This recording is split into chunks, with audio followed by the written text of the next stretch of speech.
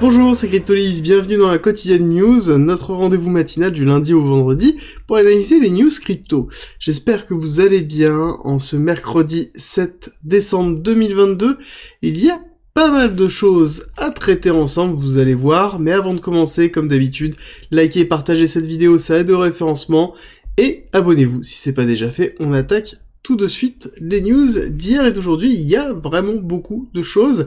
Alors, on va commencer déjà par un petit quelque chose qui me dérange, moi de mon côté, qui est cette notion actuellement de faire des gros titres avec des choses qui ne veulent rien dire, avec notamment le fait que les fonds de pension ont 80 trillions de dollars en FXSwap, et en considérant que les FXSwap soient un danger d'effondrement, chose qui est une ineptie totale. Il faut comprendre la notion d'FXSwap, et globalement, c'est quelque chose qui est plus utilisé dans la notion de hedging de trésorerie, donc ça n'a rien à voir avec le risque encouru, et il faut vraiment prendre du recul par rapport à ce type d'informations, parce que on peut très vite se dire que ça va être la fin du monde, qu'on va repartir sur encore un Lehman Brothers encore pire.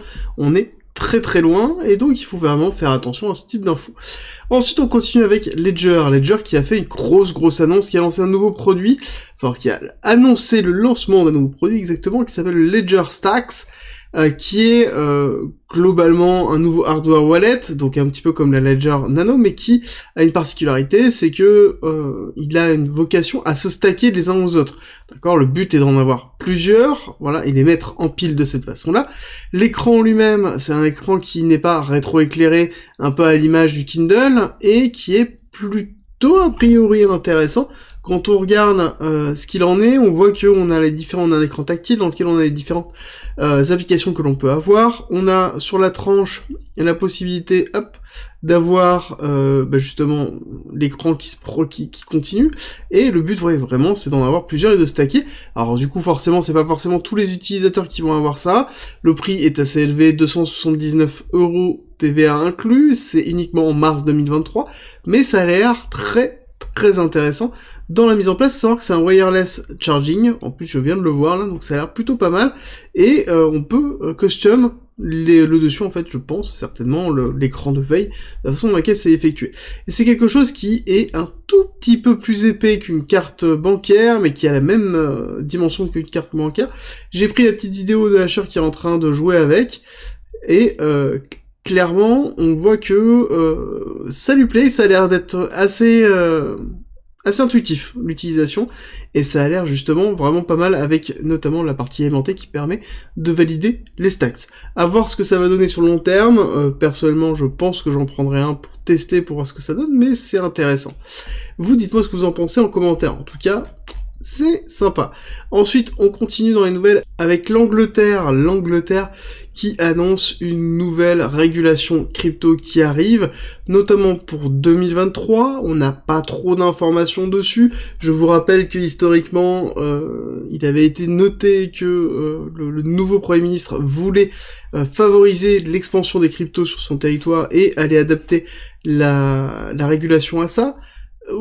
Là, on sait plus trop, parce que globalement, ils sont en train de nous dire qu'ils veulent vraiment protéger les personnes et concentrer leurs efforts sur les acteurs centralisés pour travailler en Angleterre. Donc il va falloir vraiment attendre, parce que on pourrait très bien avoir, notamment avec ce qui est en train de se passer avec FTX et ce qui est en train de se passer avec Mika, un virement de tendance au niveau de l'Angleterre, et que justement on reste dans quelque chose qui va être très restrictif à suivre.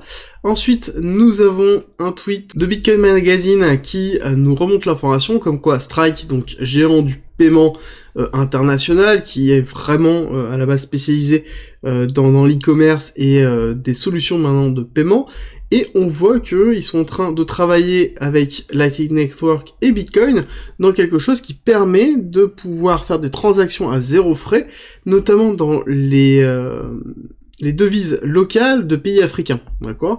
Et on sait déjà que au niveau de Bitcoin, les plus grosses adhésions que l'on retrouve dans l'utilisation de Bitcoin en tant que moyen de paiement, c'est majoritairement en Afrique et en Amérique du Sud, d'accord? Des pays dans lesquels on va avoir des problèmes monétaires assez forts et des rattachements monétaires assez forts à globalement le dollar ou l'euro, et donc forcément une devise forte dans lequel on peut avoir un impact très fort. Et toujours ces pays, généralement plutôt ces pays, ont régulièrement des problèmes de liquidité. Problèmes de liquidité dans lesquels il n'y a pas assez de liquidité pour pouvoir faire des échanges. Donc il arrive très fréquemment d'avoir des reconnaissances de dette qui sont écrites sur un petit bout de papier à la place d'avoir la monnaie qui a été rendue. Et c'est vrai que le fait d'avoir des paiements de ce style-là pourrait favoriser l'économie locale et l'utilisation de Bitcoin et des crypto-monnaies dans l'économie local.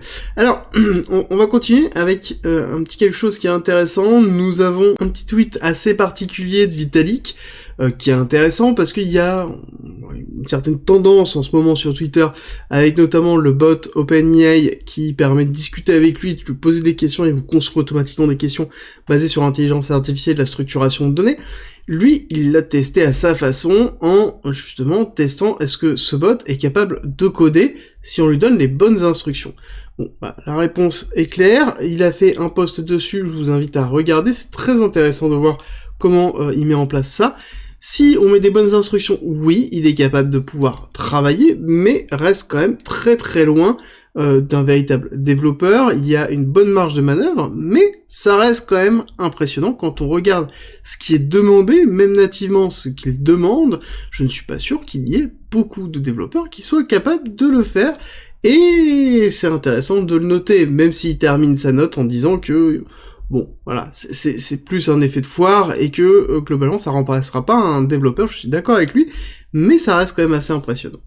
On continue avec, justement, un meme qui est basé sur les développeurs, qui m'a beaucoup fait sourire, qui est notamment avec l'avènement des ZK-EVM, donc Zero Knowledge EVM, donc c'est-à-dire Ethereum Virtual Machine, donc c'est toute l'implémentation de la technologie ZK-Proof, ZK-Rollup, donc pour pouvoir valider rapidement les transactions, sans forcément avoir l'historique de l'ensemble des transactions, sur la technologie d'Ethereum. C'est le principe notamment de Hermès, qui est le ZK-Rollup de Polygon.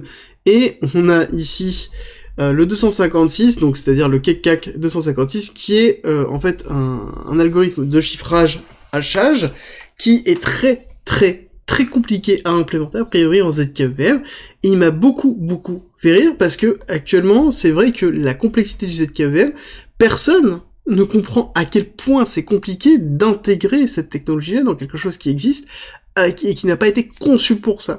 Et voilà, c'est un petit reminder de la complexité dans laquelle ces nouvelles technologies sont en train de se développer et à quelle vitesse ils se développent malgré cette complexité-là.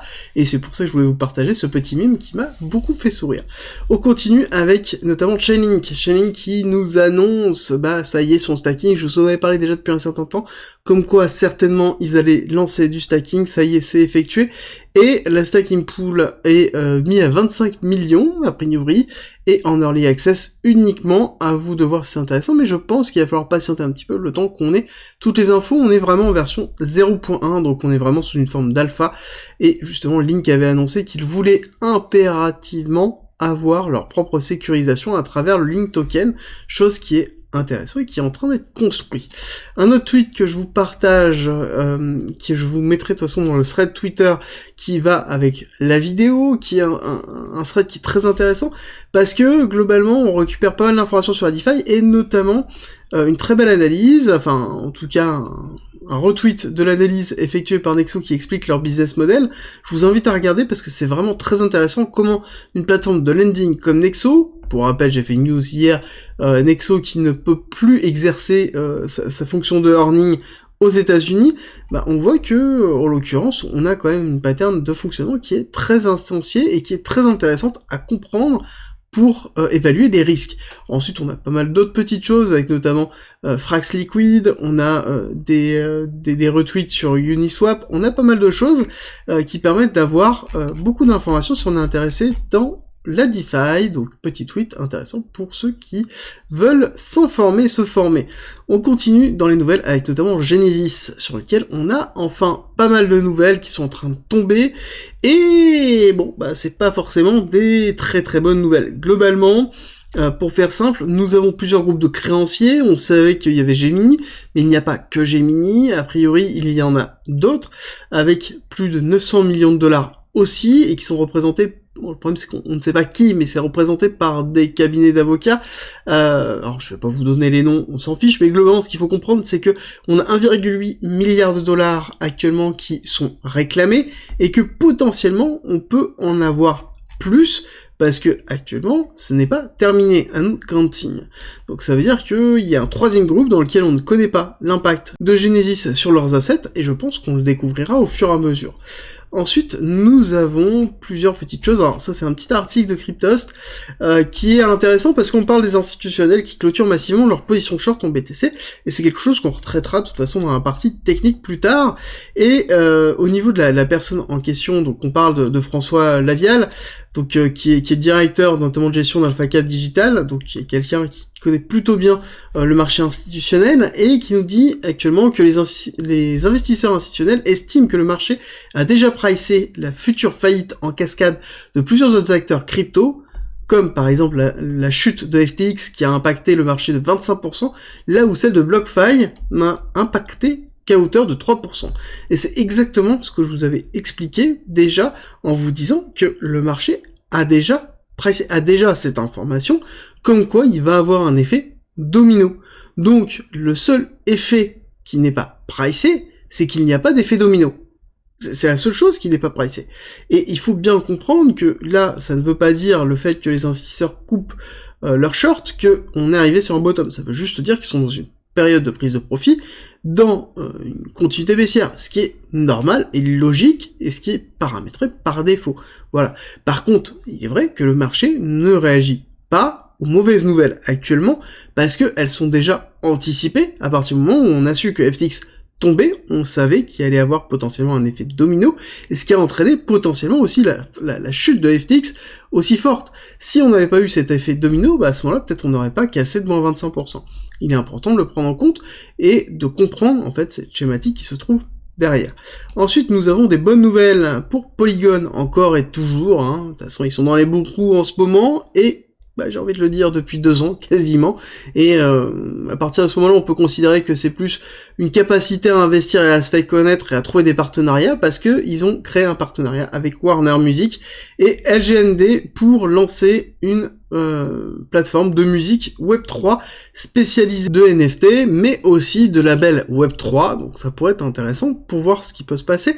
Est-ce que, justement, d'autres plateformes qui existent déjà sur la gestion de la musique Web3 risquent d'être impactées? Je vous réponds clairement que oui, que ça, Warner Music, va absolument cannibaliser tout, et ça fait partie des géants qui arrivent, et quand les géants arrivent majoritairement, les personnes vont se diriger dessus, donc tous les petits projets qui sont annexes risquent de se faire cannibaliser, et c'est un petit peu ce qu'on risque de voir par la suite. On a terminé sur les nouvelles, je vous rappelle que le Discord est à disposition en commentaire et en description, c'est un lieu d'échange sur la blockchain, le trading, l'investissement et la crypto-monnaie. Et pour tous ceux qui veulent soutenir la chaîne, nous avons mis en place un premium avec plus de 300 guides sans vidéo autour d'un parcours pédagogique et de formation. On y retrouve en plus des stratégies de trading, des stratégies d'investissement, des analyses, des lives hebdomadaires, des briefs sur le marché que je fais quotidiennement. Bon, tout pour pouvoir performer. Je vous mets un petit lien en haut à droite pour les curieux. Et on se retrouve tout de suite pour l'analyse technique.